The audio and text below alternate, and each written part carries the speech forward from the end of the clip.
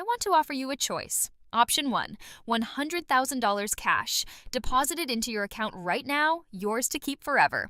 Option 2, $500,000 deposited into your account right now, real money, available immediately, spend it however you want. With one condition: you pay back exactly $500,000 over the next 15 years. No interest. Go ahead, think about it for a second. Most people take option 1 without hesitating. And honestly, that instinct makes sense. $100,000 free and clear feels cleaner than $500,000 with an obligation attached to it. But here's what happens to the person who takes option 2 and invests that $500,000 at a modest 7% annual return. They generate roughly $580,000 in returns over those 15 years, while paying back exactly what they borrowed. They walk away with nearly $500,000 in profit from money that was never technically theirs. The reason most people choose option 1, and the reason that choice is the more expensive one, comes down to a single belief about debt that most of us absorbed so early and so completely that we've never thought to question it. Wealthy people have questioned it, and what they found changed how they use money entirely. Because here's something that tends to surprise people when they first encounter it. Wealthy people carry debt, significant debt, deliberately by choice, not because they have to, but because they've calculated that carrying it is more profitable than eliminating it. They borrow at low rates, deploy that capital elsewhere at higher rates, and keep the difference. They don't think about debt as a moral failing or a problem to be solved as quickly as possible.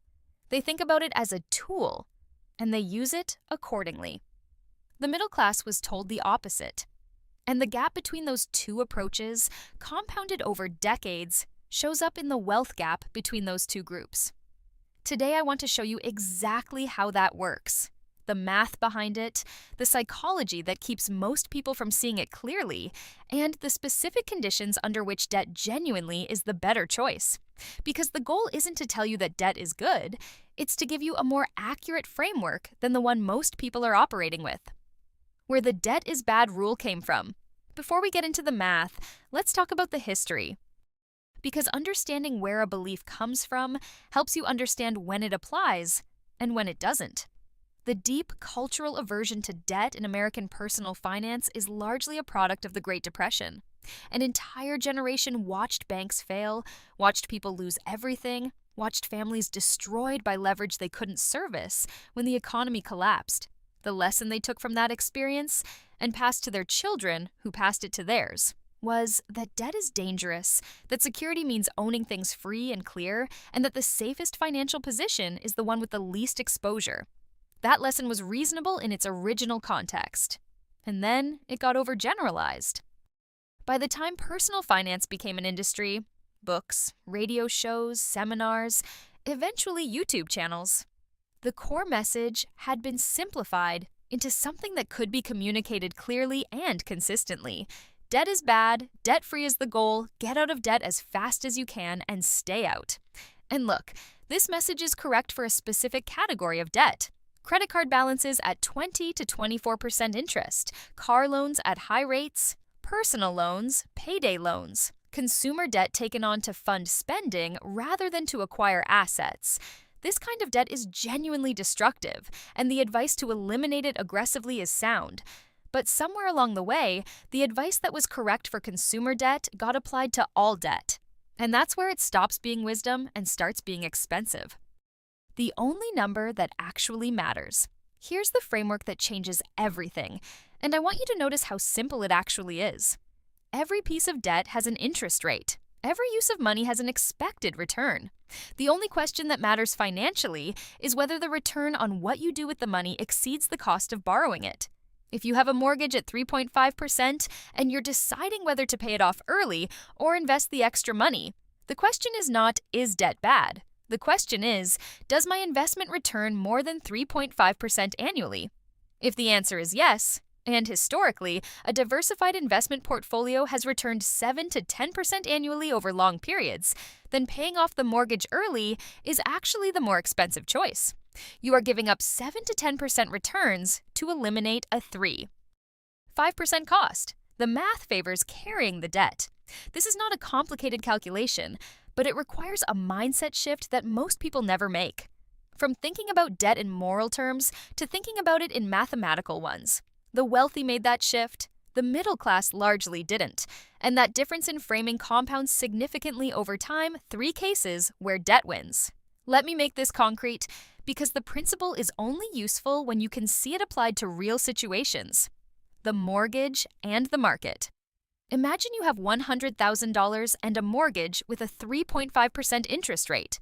You're deciding whether to put the $100,000 toward paying off the mortgage faster or to invest it. If you pay down the mortgage, you effectively earn a guaranteed 3.5% return. You save that much in future interest. That's real, and that's not nothing. But if you invest that $100,000 in a diversified index fund and earn the historical average return of around 8% annually, after 20 years, you have approximately $466,000. The interest you would have saved by paying off the mortgage early would have been a fraction of that. The gap between those two outcomes isn't marginal. It's the difference between a comfortable retirement and a significantly more comfortable one. And it comes entirely from choosing to carry low-interest debt rather than eliminate it. The education investment. Student loan debt gets treated as one of the great financial disasters of the modern era. And for some degrees, in some fields, it genuinely is. But here's the question that almost nobody asks before signing the loan papers. What is the actual return on this credential? A $100,000 investment in a degree that consistently produces graduates earning $80,000 to $120,000 more annually than they would have earned without. It is not a burden. It is leverage. The cost of the debt is the interest rate on the loan. The return on the debt is the lifetime earnings differential. When the return substantially exceeds the cost, and for high-demand professional fields it often does, the debt was the right decision regardless of how uncomfortable it feels to carry it. The mistake isn't taking on education debt.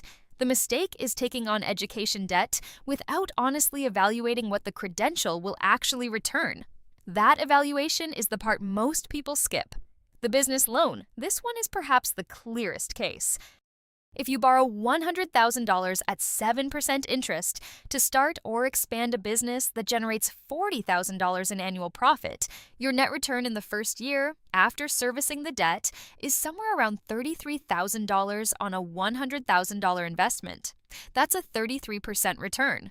Meanwhile, the person with $100,000 in savings earning 4% in a high-yield account is making $4,000. Same starting point.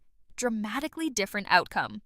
Because one person used the capital to generate returns that dwarf the cost of borrowing it, and the other kept it safe and earned almost nothing on it. The real estate version. Real estate deserves its own section because it illustrates the power of leverage more clearly than almost anything else, and because it's the version most people can actually picture. Consider 2 approaches to a $100,000 investment in property. In the first approach, you buy a $100,000 property outright with cash. No mortgage, no debt. You own it free and clear. Over the next 10 years, the property appreciates at 4% annually and is worth approximately $148,000. Your gain is $48,000 on a $100,000 investment. In the second approach, you use that same $100,000 as a down payment on a $500,000 property, borrowing the remaining $400,000 at a mortgage rate of 6%. Over the same 10 years, the same 4% annual appreciation brings the property's value to approximately $740,000. After accounting for the remaining mortgage balance, your equity is significantly larger, and your return on the original $100,000 is dramatically higher. The property appreciated at exactly the same rate in both cases. The difference in outcome came entirely from leverage, from using debt to control a larger asset with the same initial capital. This is why real estate has been one of the most reliable wealth-building vehicles for people who understand how to use it. The mortgage that makes the leverage possible is not the enemy of the outcome. It is the mechanism of it. When savings actually wins. I want to be direct about the other side of this, because the argument I'm making can be taken too far. And I'd rather be honest with you than tell a cleaner story than the facts support. There are clear conditions under which carrying debt is the wrong choice. High-interest consumer debt is never the right choice to carry. credit card debt at 20 to 24%, personal loans at 15%, auto loans at high rates. No realistic investment return consistently beats these numbers. If your debt costs more than your investment earns, pay off the debt. That advice is correct, and I'm not arguing against it. The leverage argument also requires stable income. Debt that you can service comfortably when everything is going well becomes catastrophic when income disappears. Leverage amplifies gains on the way up and amplifies losses on the way down. If your financial situation can't absorb a significant income disruption while still servicing your debt, the leverage is too aggressive regardless of the expected return. And the emergency fund is non-negotiable. Before any debt versus investing calculation is even relevant, you need a cash buffer sufficient to cover several months of expenses and debt service. Without it, the entire strategy is fragile in ways that the expected return doesn't account for. The psychology behind the wrong choice. Here's what I find genuinely interesting about this. It's not that people are making irrational decisions. They're making very human ones. The first factor is loss aversion. Paying off debt feels like eliminating a loss, and the human brain values eliminating losses approximately twice as much as it values acquiring equivalent gains. Paying down a mortgage feels like removing a threat. Investing the same money feels like taking a risk. Even when the math clearly favors investing, the emotional accounting favors debt payoff. The second factor is what I'd call the certainty premium. Paying off a 3.5% mortgage provides a guaranteed 3.5% return. You know exactly what you're getting.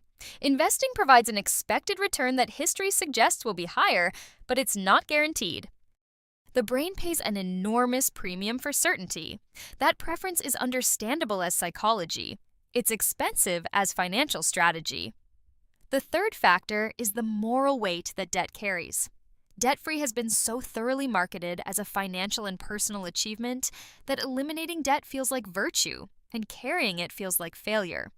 Regardless of the interest rate, regardless of what the money is doing instead, regardless of what the math says, the wealthy don't experience debt this way. They experience it as a line item with a cost, to be evaluated against alternatives. That difference in framing is one of the most consequential differences between how wealth gets built and how it doesn't. The framework you actually need. Let me leave you with something practical. 3 checks to run before making any decision about whether to pay down debt or invest available money. First, what is the interest rate on the debt? If it's above 8 or 9%, pay it off aggressively before investing anything beyond an employer match. If it's below 6%, the math generally favors investing. Between 6 and 8% is a judgment call that depends on your risk tolerance and the specific investment. Second, is your emergency fund intact? 3 to 6 months of expenses in liquid savings is not negotiable. That buffer needs to exist before you optimize anything else. It's the foundation that makes every other financial decision less fragile. Third, what is the money actually doing if you don't use it to pay down debt? The argument for carrying low-interest debt only holds if the alternative is genuinely investing the difference. If the money that would have gone to extra mortgage payments would instead be absorbed by lifestyle spending, the calculation changes completely. The investment return only materializes if the investment actually gets made. These 3 checks turn a complicated philosophical question into a manageable decision framework.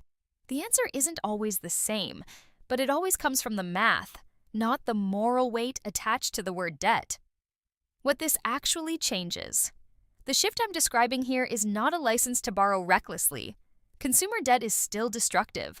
Leverage without a stable income base is still dangerous. None of that has changed. What changes is the framing of debt as a category. The recognition that a 3.5% mortgage and a 24% credit card are separated by more than a number, that they represent fundamentally different relationships between you and your money, that the question is never simply, do I have debt, but always, what does this debt cost, and what does the alternative return? The wealthy have been asking the second question for a long time. They use leverage to acquire assets, to fund businesses, to amplify returns in ways that a savings-only approach cannot replicate. They don't avoid debt, they avoid expensive debt. That approach is not reserved for people who already have significant wealth. It is available to anyone willing to evaluate their debt mathematically rather than morally. The answer is sometimes yes to carrying debt. More often than most people have been led to believe.